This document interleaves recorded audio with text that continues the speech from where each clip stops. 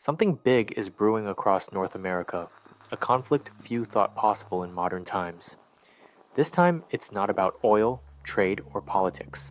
It's about water.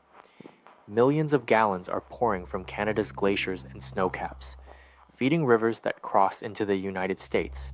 And suddenly, that natural flow has turned into a geopolitical fault line. In early 2025, Washington made a move that stunned the world. For the first time, the U.S. openly demanded access to Canada's most precious resource, its fresh water.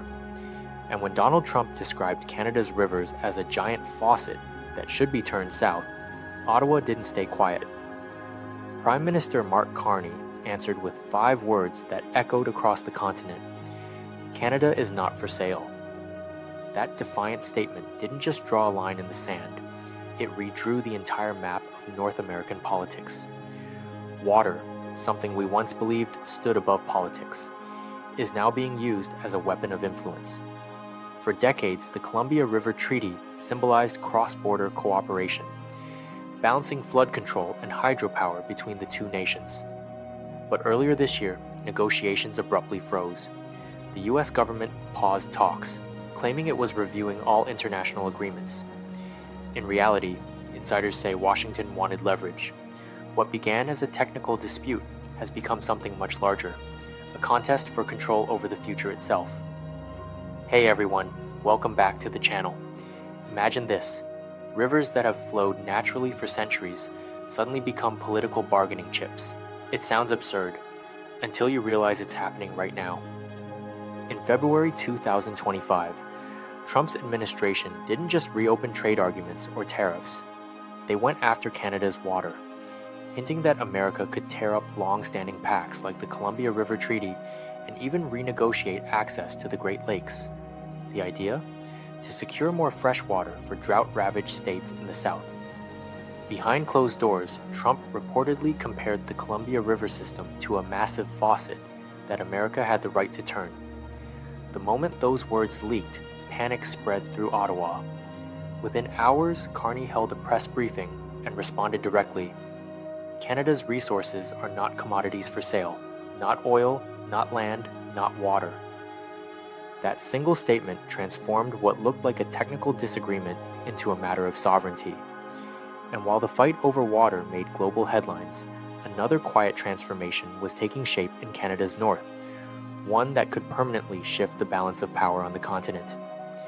As U.S. trade routes faltered and American ports struggled under shrinking traffic, Canada began investing heavily in something overlooked for decades: the Port of Churchill, perched on the edge of Hudson Bay.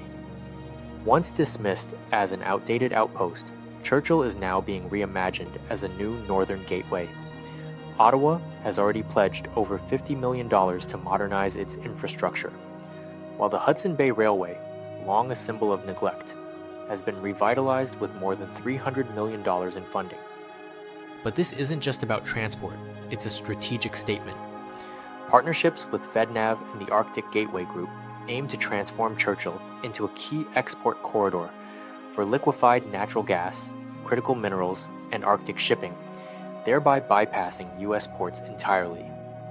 The plan is simple but bold: create a trade route that connects directly to Europe and the northern Atlantic, independent of American oversight. Meanwhile, south of the border, the cracks in America's trade infrastructure are widening. In May 2025, total container throughput in U.S. ports fell by nearly 10% in just 1 month.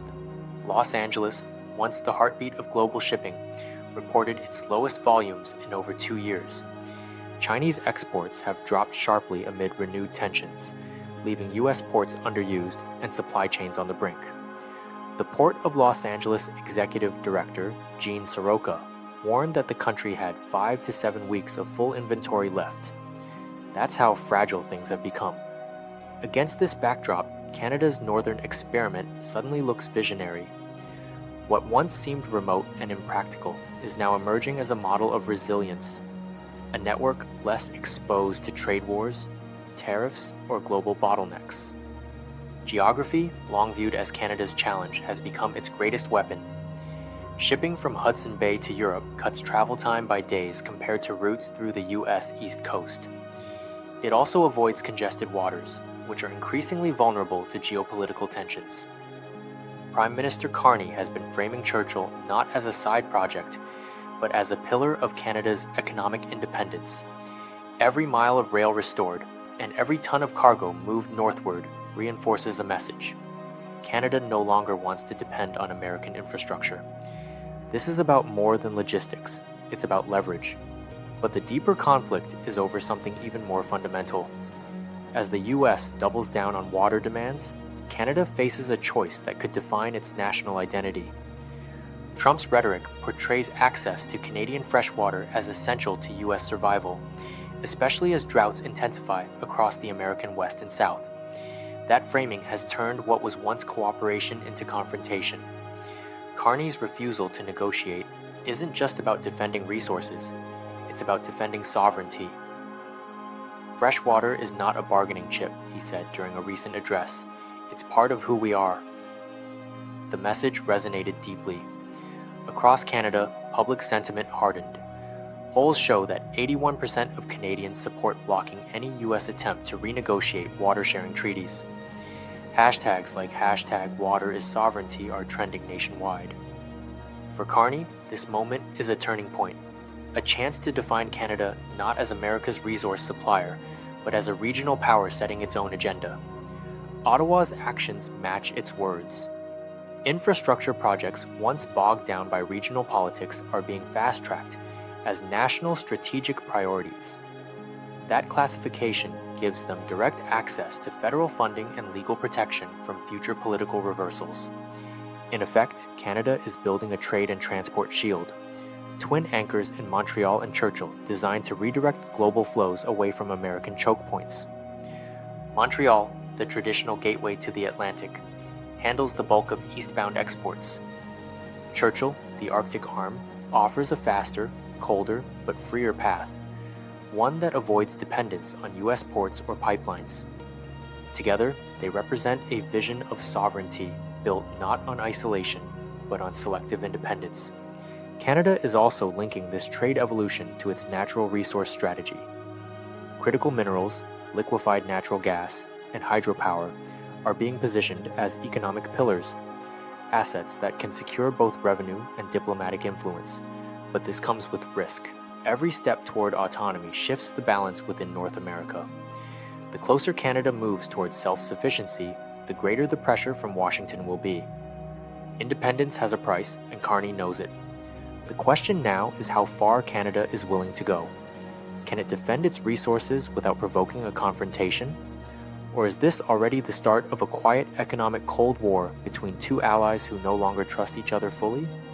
The implications reach far beyond the continent. European and Asian governments are closely monitoring the dispute. If the U.S. treats fresh water as a tradable commodity, other regions may follow suit. Global trade already treats oil, gas, and food as instruments of influence. Is water next? The potential collapse of cross-border water frameworks, such as the Great Lakes Agreement, would put nearly 1/5 of the planet's surface fresh water at risk of legal limbo. Imagine that 20% of the world's fresh water is suddenly uncertain, subject to politics and profit. The ripple effects would be immediate. Energy, agriculture, and manufacturing all depend on those waters. A breakdown in governance could destabilize industries from Chicago to Berlin, from Vancouver to Tokyo. And then there's the Arctic factor. Churchill's rise as a northern hub is more than an economic story. It's a geopolitical shift.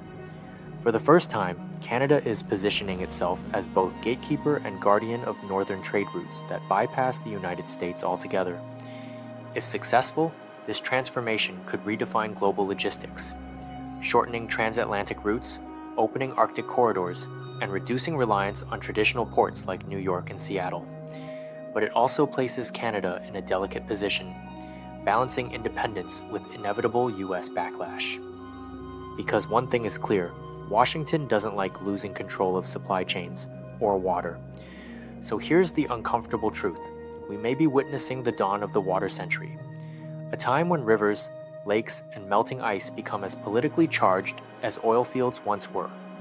For Canada, the challenge is enormous. It must defend its sovereignty without isolating itself. For the U.S., the temptation to view water as another tradable asset may backfire, turning a partnership into a rivalry. For the rest of the world, this conflict serves as a warning. If even the closest allies can clash over something as essential as water, what happens when global shortages deepen? Could this be the moment history looks back on as the start of the first great water conflict of the modern era? Because what's happening between Canada and the US right now isn't just about treaties or trade. It's about the most fundamental question of all: who controls the water that sustains life itself? If this video gave you something to think about, like and subscribe to support more content like this. Thank you.